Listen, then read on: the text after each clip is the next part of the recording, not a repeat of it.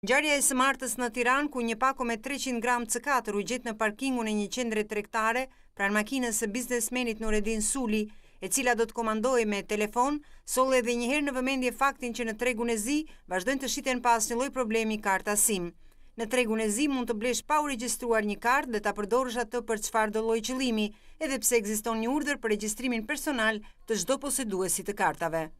Autoriteti Komunikimeve Elektronike dhe Postare në bashkëpunim me Ministrinë e Brendshme prej shkurtit të vitit 2014 kërkoi regjistrimin individual të numrave të celularit për të shmangur keqpërdorimin e tyre për shpërthimet e telekomanduara.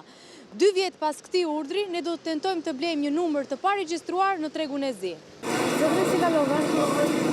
Më thanë që po mund të gjejmë nga celulari të shiten. Frika male, fiksi, legji ju gotave ju keni shumë frikë. Pse? Nuk keni në kamerë që. Po s'kamerë përse, po s'kam parë dhe më frikën duhet një numër. Se numër duhet? Qa tjetë se në WhatsApp do ta instaloj? A më të? Qa tjetë, s'ka problem. Se legë me ti? Sa legë shite, to s'ka problem. 10.000 legë, 5.020. Po të 10 që mirë do ishte, po. Ato shumë, dhe pali vizë. Se të të qanë rjo. Jo të t'jap. Në vikët. Shko provoje, s'po si e kamera të në qovën gurë, ama. Duhet ta regjistrojmë vëna po është japë. Foton telefon e kënë regull, ka i di me thonë. Me tepër, si për po. Faleminderit.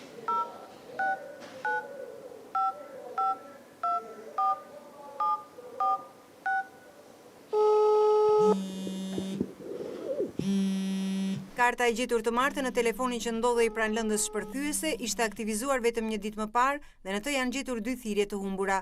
Me sa duket, autorët kanë tentuar ta shpërthejnë eksplozivin 2 herë, por kanë dështuar.